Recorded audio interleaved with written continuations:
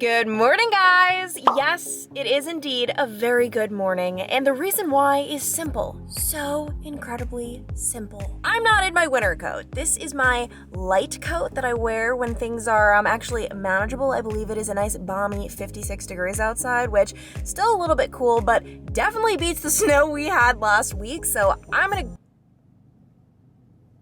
Okay, clearly I just got distracted, but this is what caught my eye. It looks like some sort of castle atop a hill. Like, what? I know it's really hard for you guys to see, but what the heck? Probably one of the coolest parts about Cincinnati, which can also be a bad thing, but one of the coolest parts is that it's not flat. Like, it's all hilly, so freaking hilly. And the reason it's a bad thing is if it's snowing or icy, it is a nightmare, an absolute atrocity. But for pretty views, like for example, where I am this morning, this is where we do our live shots whenever I'm not supposed to be at a specific location, but it's just a really pretty city view as a backdrop. And I feel like I kind of take it for granted because like, I don't know what reporters in, I don't know, Iowa, is that flat? I really don't know anything about geography. That's the one area my teachers failed me. Or maybe they didn't fail me. Maybe I failed myself. I don't know. All I know is I really don't know anything about geography, but I really just don't know where reporters would go for pretty backdrops if they live in like a flatland area. Like we have so many spots. It's so funny. Like we have 4 different TV news stations here in Cincinnati, and we are never at the same backdrop location whenever we do these like skyline shots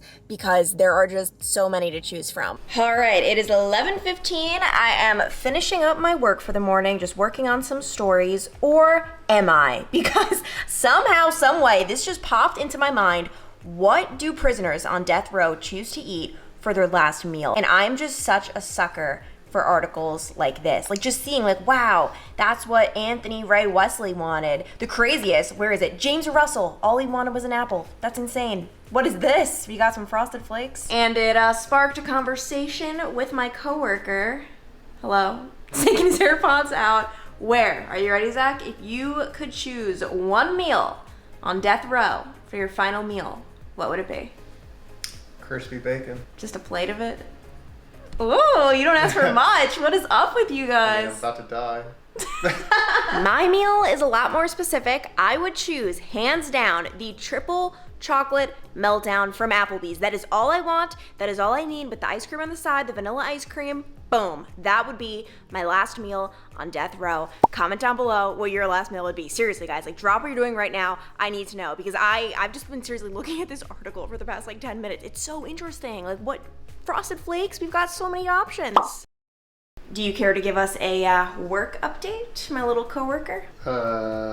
Sure, I'm working. Come on. So, I'm still doing mostly training stuff, but I'm making calls now to companies in the Cincinnati area. So if you're a business owner in Cincinnati, feel free to give me a call. I'm in our platforms right now, in our applications, trying to build a campaign for somebody I just met with yesterday. Oh, that's cool. So it's a whole new platform for me to try to figure out and learn. So I'm watching the training videos and then doing it. And you guys want to know how ridiculous I am? Zach just started this new job, and part of it, as he kind of just said, is you cold call. You just have to call random businesses and say, hey, do you want to sell advertising on Local 12? Which clearly I'm a little bit anxious about because I was telling him I had nightmares the other night about his job where I was trying to do it and I couldn't. And like, how dumb is that? That Zach starts a new job and I get anxiety for him and he has no like anxiety. Like, how dumb is that? I mean, I do certainly have anxiety, but I'm not like losing Having sleep nightmares. over it.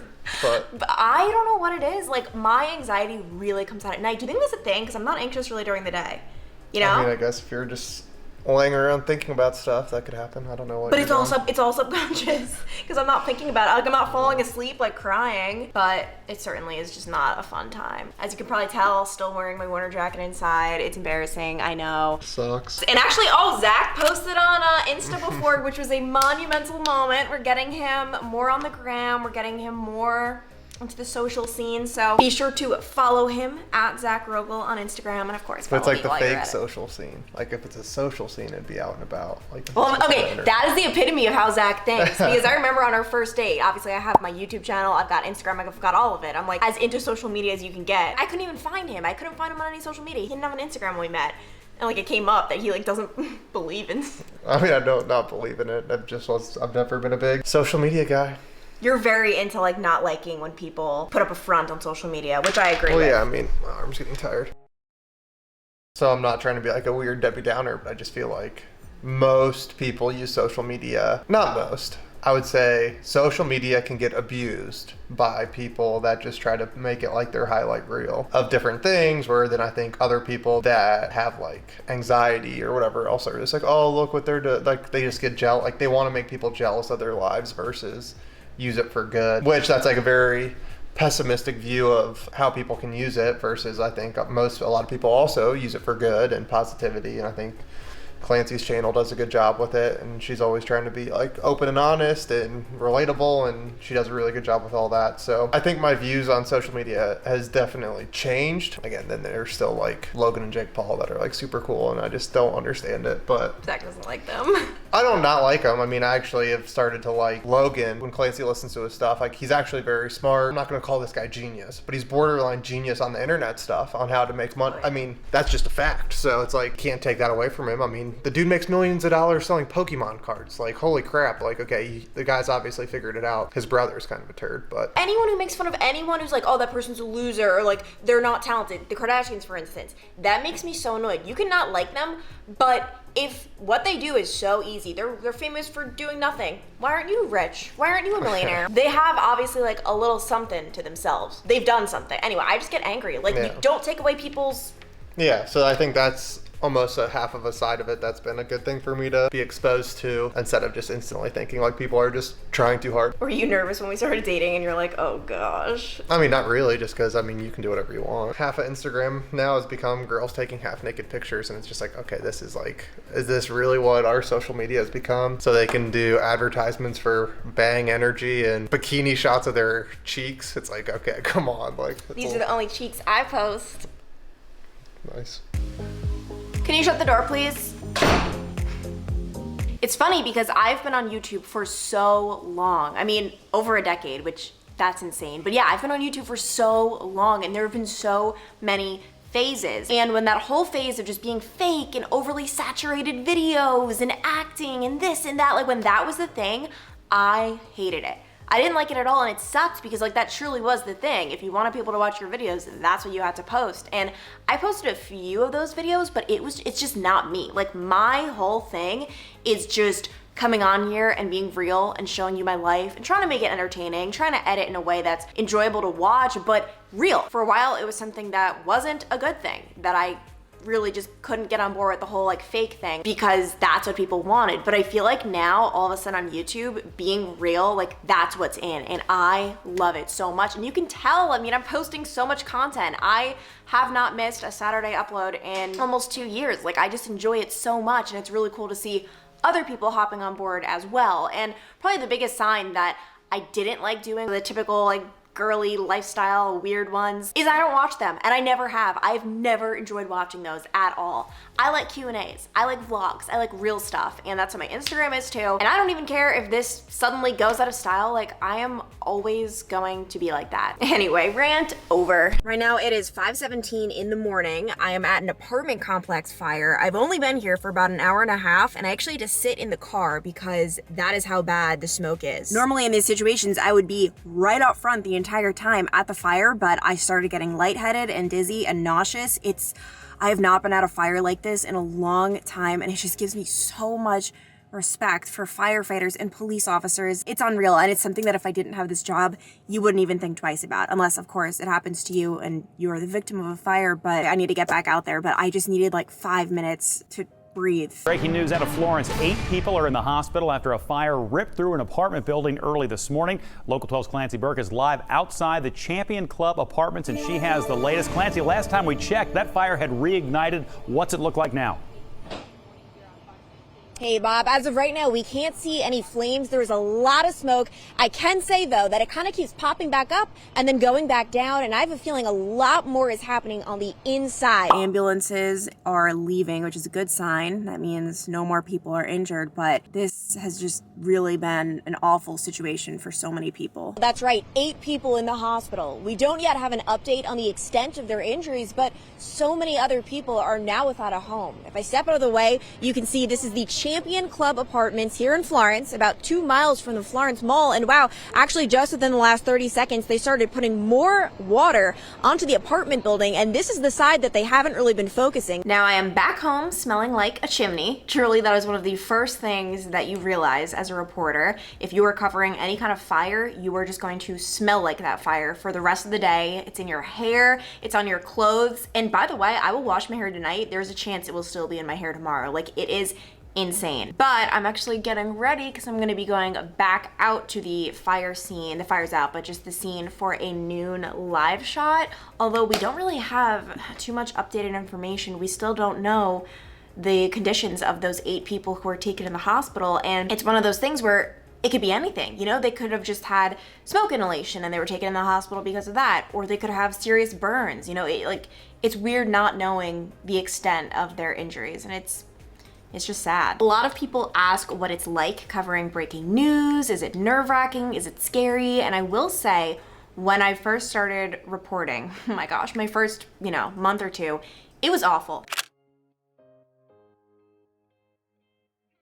I was so nervous. I mean, breaking news, it's like an exhilarating situation, and my nerves were unbelievable. Like, it was insane. Like, I couldn't do my job. It just was so nerve-wracking and scary. What do they call it? Trial by fire. You kind of just have to go out there, not do your best job, but then that's how you get better. Even now, though, there is a sense of, I guess, anxiousness when going to a breaking news scene, because it's interesting. Like, now this scene that I'm about to return to, like, I know this story front and back. I can tell you anything about it. I'm so familiar with it. But when I woke up this morning simply to a text saying huge fire in Florence, this will be your story today, it's jarring. Like, you're just like, oh, what is this fire? Where is it? Is it at a house, a school, an office, an apartment complex? Like, there are just so many unknowns. Who's injured? It's jarring. I can't even explain it. Like, my nerves now have nothing to do with my performance on TV. You know, like, that used to be everything I was scared about. Like, how am I gonna speak? Am I gonna sound okay? This and that. That's something I've done so many times now. You know, I've been doing this for almost 4 years, which 4 years is not a lot compared to so many people, but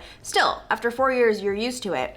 My nerves, it's not nerves, but it's just like, is everyone okay? What's happening? Like, are people hurt? Like, it's more so about the actual story. There's nothing better than when I arrive on a scene and it's not as bad as we thought. And there's nothing worse than when it's even worse than we thought. As for actually covering breaking news, believe it or not, it is one of the easiest things you could possibly cover, just because you're simply describing what you see. What's not easy is if you're covering a dry court case or a dry story where maybe it's not as exciting and fun and you really gotta decipher it for everyone. Like, that is the challenge. Breaking news, you're saying what you see. And that's my big advice for any budding reporters. And you're like, oh my gosh, how do I do it?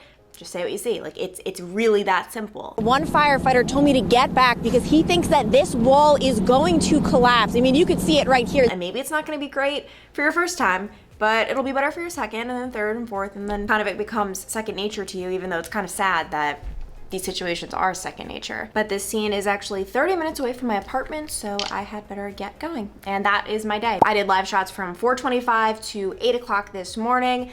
Gonna do a live shot at noon, and then in between, what I have been doing for the past couple of hours is working ahead for tomorrow, setting things up, and then also setting things up for next week. Because in TV news, even for a situation like this, you're always thinking ahead. It's a blessing and a curse, because it's great to have things mapped out, but actually getting things organized and set up and all of that, yeah, it's a lot.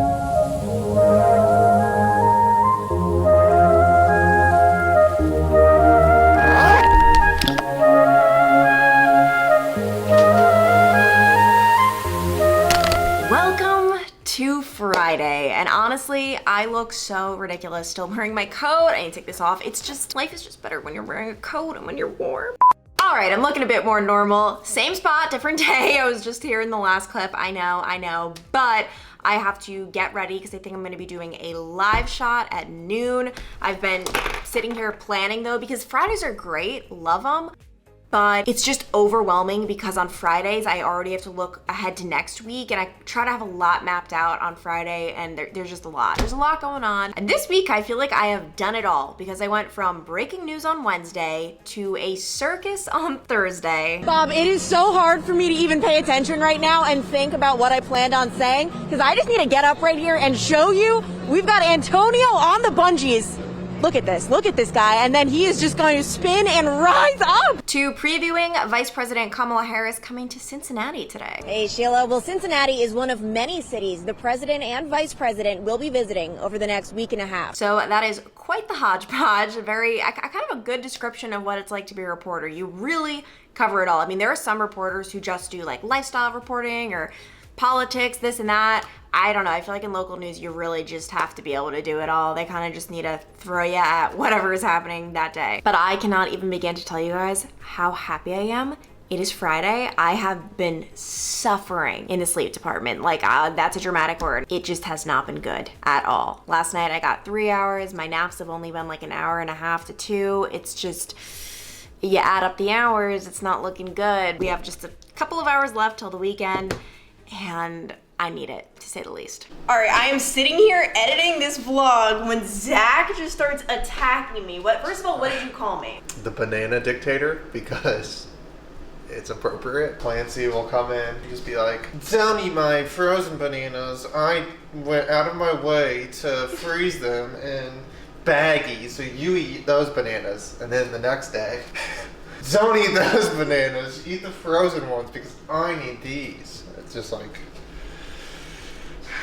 it's a bit much. Should have been my pet peeve in one of the last videos. Oh my gosh, listen. The great banana dictator. Do you remember that was like the first argument we got into in quarantine where I was like, quarantine is not gonna be good for us because I forget what it was. We buy different things mostly. Like, I'm a grape girl. Oh yeah, it's just we have just different things. I buy all the bananas mostly. You buy bananas too. Oh, I buy them every week. Now we're getting into another brawl. Every single week. I buy most of the bananas. No, it's just that you buy some bananas and you're not used to buying some of anything. No, that's furthest thing from the truth.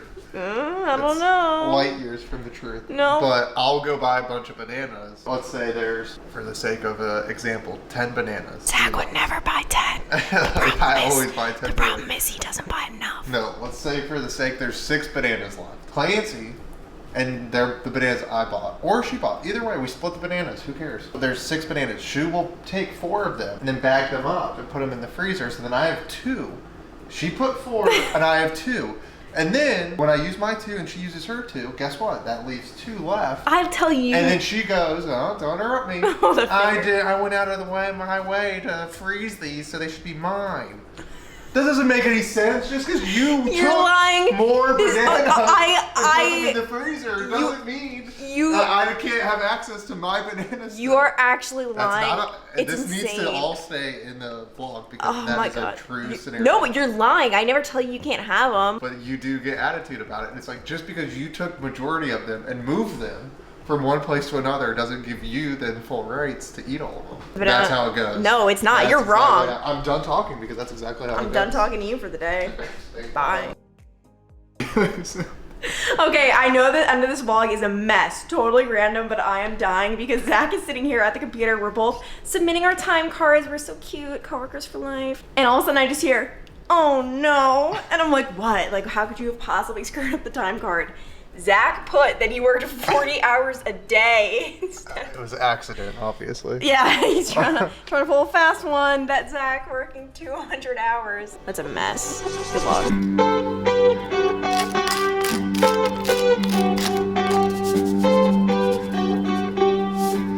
Alright, today I'm having kind of an odd lunch, but it's Friday, and on Friday, anything goes. We have got our avocado toast with a little bit of garlic sea salt on top, and this right here is multi-grain bread that Zach got. Then we've got some tuna. I literally just eat it out of the can. Kind of weird, kind of great, I don't know. And grapes. And luckily, I'm all showered, already got back from the gym and everything, and once I wake up from my nap, that is when it is officially Friday, because it's seriously not Friday yet. Like, sleeping feels like a chore, but I'm just so excited to wake up, and then it's going to be the weekend. Are you so excited, Zach?